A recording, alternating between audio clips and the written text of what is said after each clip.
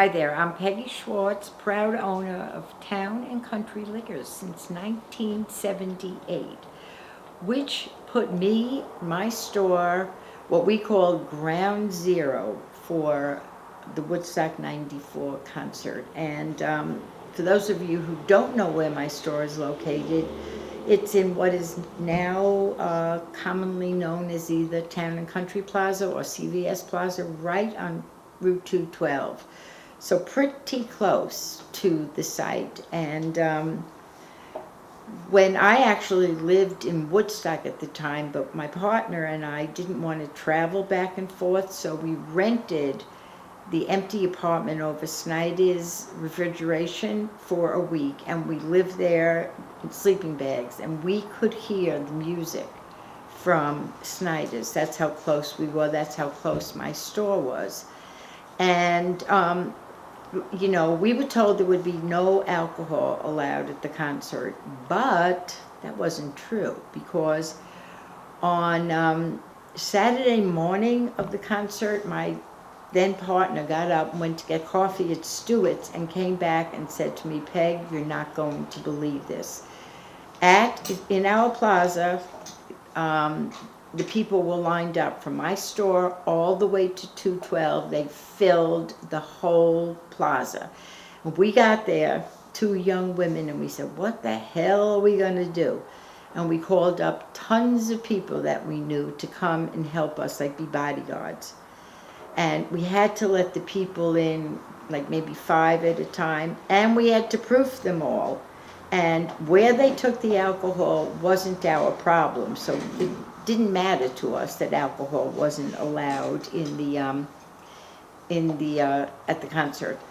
So to prepare for this event, we bought lots of plastic pints and half pints, which was hysterical because these people, they bought full-on bottles. They snuck full-on glass bottles. There was no paying attention to the rules.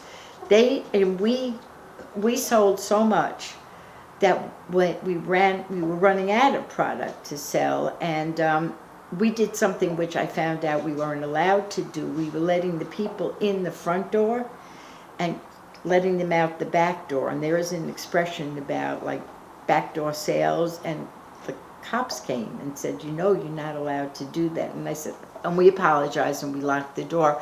We just did it to speed the flow. In the meantime, we had tables in the back with broken bottles. These kids wanted to buy the breakers. They just wanted anything. And we tried very hard to proof everybody. And we were told we should like double or triple proof. That was impossible to do. We actually, my partner and I, went into the site on Sunday. We didn't really hear any music. We just saw the mud and the people and what was going on. And a lot of people came to us, and I hope I don't get into trouble for this, but they said, we were in your shop and we gave you phony proof. So, you know, what were we going to do at that point? For us, it was, you know, we had a business to run, so it wasn't really about being excited about all the music.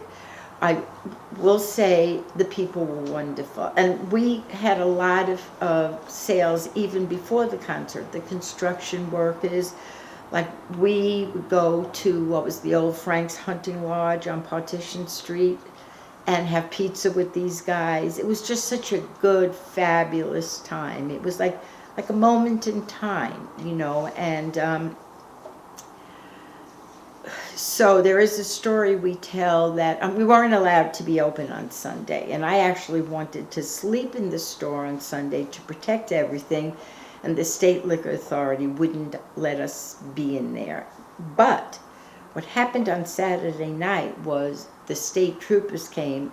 They came twice, and they asked us to shut down because, and I said, no, we have the right to be selling. The second time they came, it was already like 8 o'clock at night, and we said, okay. I said, but I was a little afraid because the parking lot was still filled with people, the whole parking lot all the way to 212, and I was afraid there would be some kind of riot if we shut down.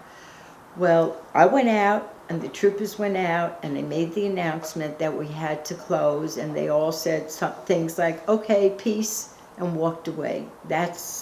They were just good-spirited. They were good-spirited people, even though they weren't getting their spirits. So